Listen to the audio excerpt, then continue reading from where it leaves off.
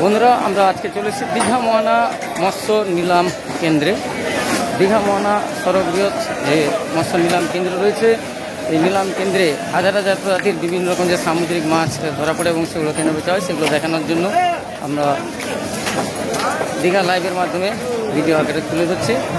বিভিন্ন রকমের মাছ দীঘা মোহনা মৎস্য নিলাম কেন্দ্রে এসে চলছে নিলাম, এবং প্রচুর পরিমাণ মাছ ধরা পড়েছে। কয়েকদিন ধরে টানা বৃষ্টি চলছে। প্রত্যেকটা নিলাম কেন্দ্রের কাঁটায় বিভিন্ন রকমের ছোটো বড়ো বিভিন্ন রকমের সামুদ্রিক মাছ ধরা পড়েছে নিলাম। প্রত্যেক বছর ব্যান পিরিয়ড চলার জন্য টানা 2 মাস, 15ই এপ্রিল থেকে 14ই জুন টানা এই 2 মাস মাছ ধরা বন্ধ থাকে। তারপরে আস্তে আস্তে মাছ ধরা শুরু হয়েছিল। তবে প্রথম প্রচুর সংখ্যক মাছ পড়েছিল, তবে কয়েকদিন ধরে তেমনটা মাছও দেখা ছিল না। তবে আজকে প্রচুর পরিমাণ মাছের আমদানি হয়েছে দেখা যাচ্ছে।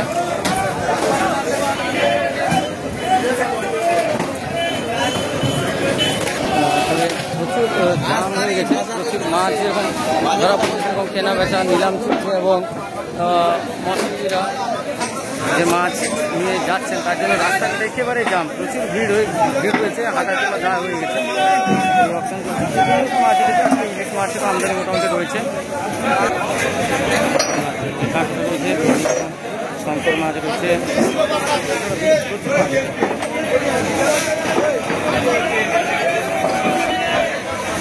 ছোট বড় বিভিন্ন রকমের মাছ, বিশাল বড় সব গলদা চিংড়ি, বাগদা চিংড়ি,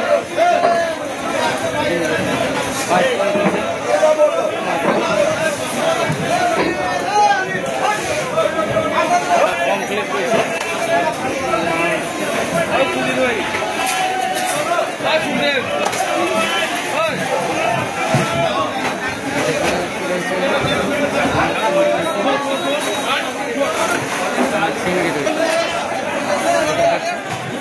ট্রেন ভর্তি করে সব কাটায় কোম্পানি ঘরে নিয়ে যাওয়া হচ্ছে।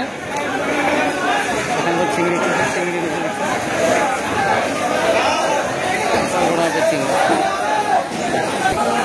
বিভিন্ন রকমের সামুদ্রিক ছোটো ছোটো মাছ রয়েছে।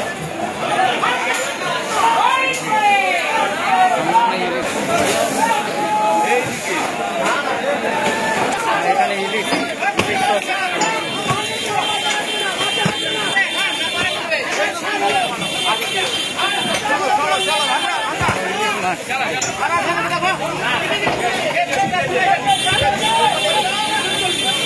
মাছ নিলাম চলছে।